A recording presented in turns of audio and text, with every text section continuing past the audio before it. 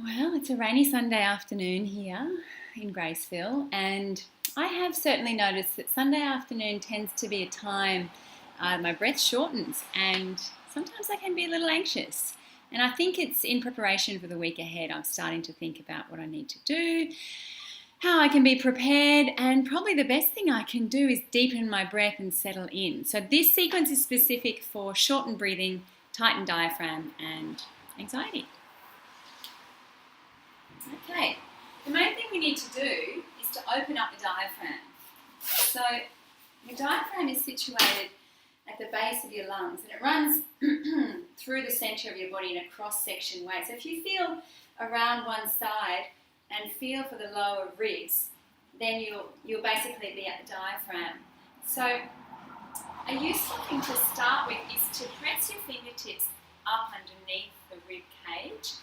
And you'll likely notice if you are short of breath that it's a little bit tight. So if you get a good pressure point there, pause and breathe into it. And then as you exhale, deepen that contact. And then check out the other side as well. So again, you can feel your lower rib cage. And then see if you can get right up underneath the rib cage. And when you find a pressure point, just pause there, breathe into it. And as you exhale, deepen the pressure.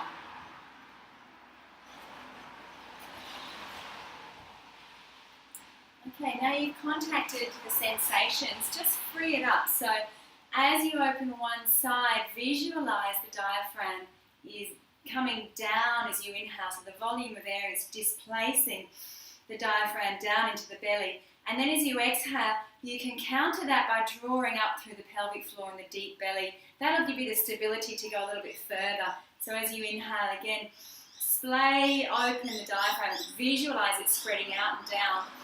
And then to stabilize, draw up through the pelvic floor. You can bend your knees as much as you like. Just go one more time here. This particular movement is quite specific to yoga in that it's a lateral stretch with a rotation, and I find it very specific to the diaphragm, so we'll be working with that one, but it is traditionally used for anxiety, and I believe it's through the diaphragm.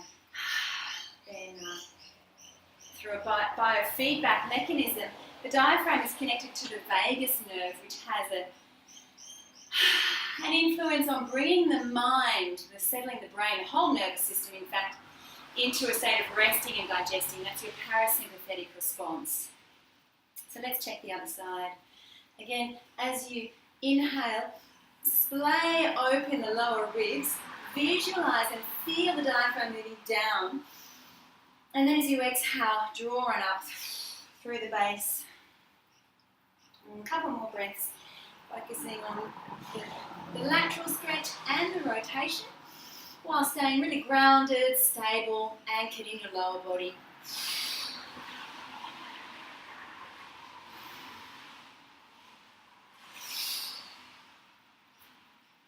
Okay, again, use that grounding your inner body to bring yourself up. And I'm hoping already you feel calmer. I certainly do. So here we're just opening up the chest, making sure the shoulders aren't hindering the freedom of the breath. Typically, when we're anxious, we breathe into the upper part of the lungs. And of course, we're looking to get the shoulders down and encourage the breath into the lower part of the lungs. Okay, so at the other end of the diaphragm, so beneath the diaphragm, we've got the psoas. And psoas actually connects to the top of the thigh, the femur. It runs then through the pelvis to the lumbar, but the very top of the psoas connects at the level of the diaphragm. So as you come into a lunge here, just come to a point where you feel the stretch in the hip flexors. Your back heel can lift, but wherever possible, we're looking to stay really stable and grounded, so use that. And then once you've found your stability, we bring the side stretch in as well. So you're looking now not only for the splaying of the ribs, but the extension down into the hip as well. So bring those two together. You can use this arm however you like. I'm just going to give you the stability, and typically we look down just to check that the neck, jaw are relaxed, but you're still working that rotation of the ribs back. So that as you inhale, you can breathe now not only to the lower ribs but also to the pelvis, front of the pelvis. Hold the breath in and feel that displacement. Feel how the inhale creates expansion, quite physically. And then as you exhale again, you can draw up through the pelvic floor. When you finish the exhale, bring yourself up. You can take that natural swing again. Let's check the other hip.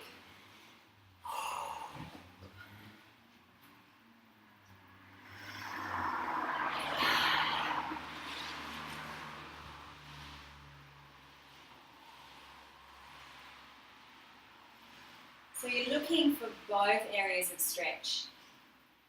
Lower ribs, hip flexor,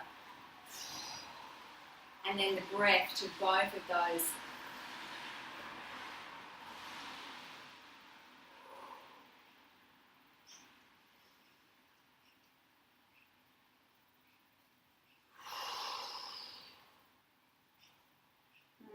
Again to neutral when you're ready. Now hopefully you're feeling the change with every stretch. Okay, so we're going to let that become more whole-bodied now. So if we come back to the rib cage, not only are we opening up the side of the rib cage, but also through the back of the diaphragm. So through your mid-back, you're rolling. It's like you're really rolling the rib cage around your abdominal contents. I'm a big advocate for using your body in a very manual, almost mechanical way. I don't mean robotic, I mean in a way that you can feel the very volume of your organs,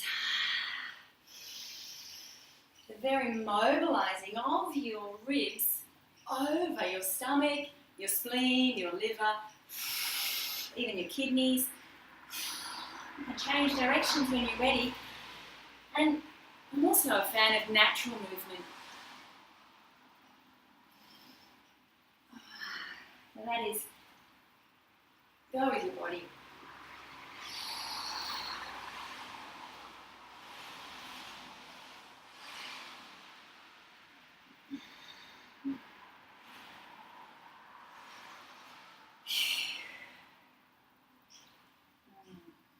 Okay, the other area to release is of course the hips down. And if your voice drops at any point, that's also a good sign. Okay, this can be good to have some padding. So if you have your jumper or a cushion nearby, place that underneath your back knee. Sometimes just rolling up your mat's enough. I'm hoping you can see that.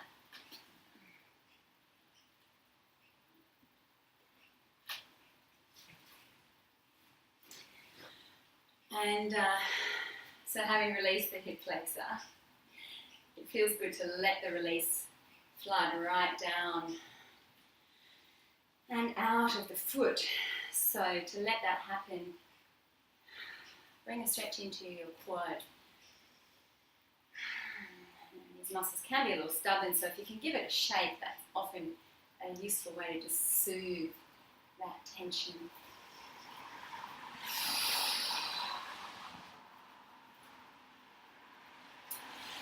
And the beauty of yoga for anxiety is that you're not avoiding.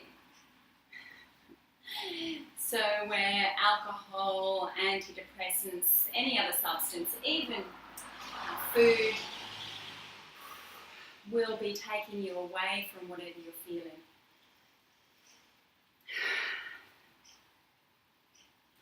Yoga takes you into it. So you're actually learning coping. You're learning how to be okay with the discomfort. And that is extremely powerful. I don't think we're taught as little humans how to be okay with what we're feeling. And my God, there's so many feelings to feel as human beings.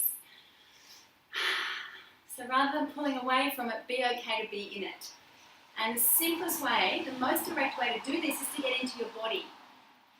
And that doesn't mean exercising in a way that you are more agitated or distracted. It means listening and responding.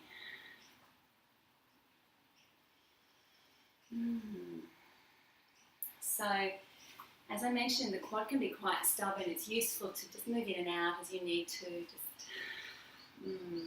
No need to be too intense, but be persistent, patient and persistent. Remembering that you're letting go right down the leg. So from the breath, you're letting go out of the foot. I know that might sound like an odd thing to say, but I've seen this and I've experienced it. Many clients have given birth actually with this breath. Releasing the breath down and out through the legs. So any natural movement to just let that one go. This is encounter 2. Building up. Winding up. We're looking to release down, to let go, down and out.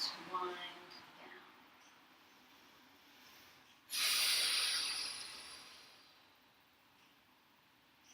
I don't know about you, but I find it extremely satisfying. Being able to attend to my real needs. And this doesn't rely on anybody. You don't even have to call a friend or hug your lover. You can actually be a friend to yourself. You can. It's a lifelong lesson, I believe. And a lover to yourself. Oh, that makes me want to cry. Because it's true. You can be a lover to yourself. Wow. How good does that feel? It feels awesome. It feels beautiful. It feels like how it's meant to be.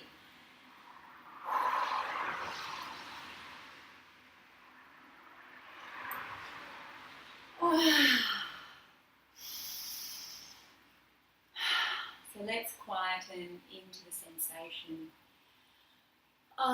And let go into it. Let down and out.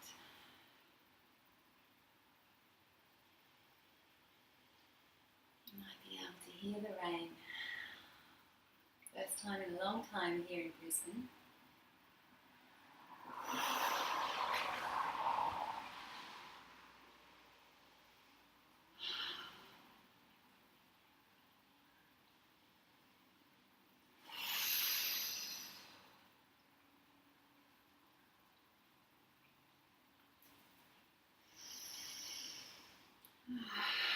Remember that you're soothing yourself just like you would soothe your lover. You would say it's okay to take your time. And there is no rush.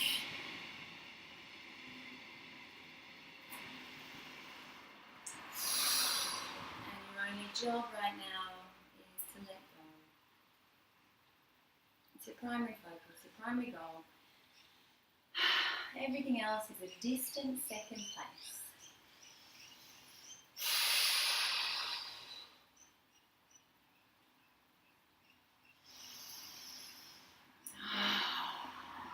I find the sound of the breath really helps when I'm feeling wound up. You might find that the expression in the sound changes. And you can release frustration through the sound. And you can release anxiety or build up with a very organic, natural, freeing breath.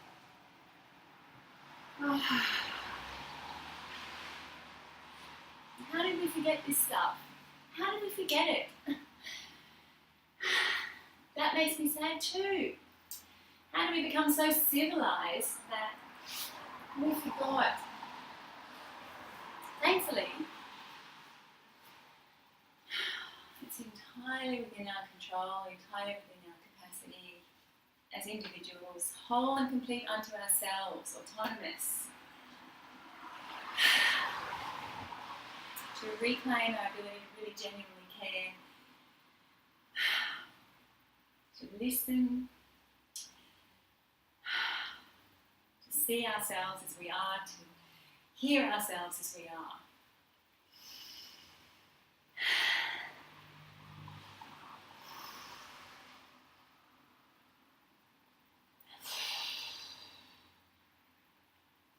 To remember that it's all chitta-vritti, it's just a passing, changing experience.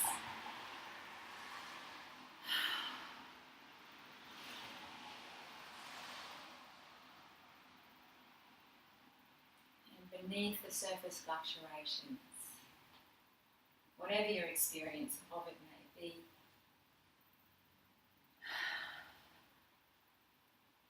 there lies security. A deep, reliable,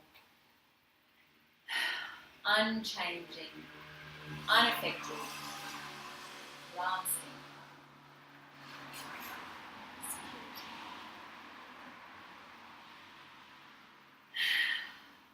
Sense of safety and security is something we needn't take for granted. In fact, an incredible gift, a blessing, that we're able to live in a country that's at peace.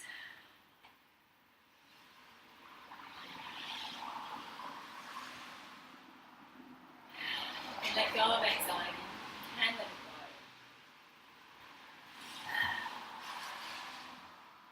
You can do it for yourself. With yourself. Exactly as you are.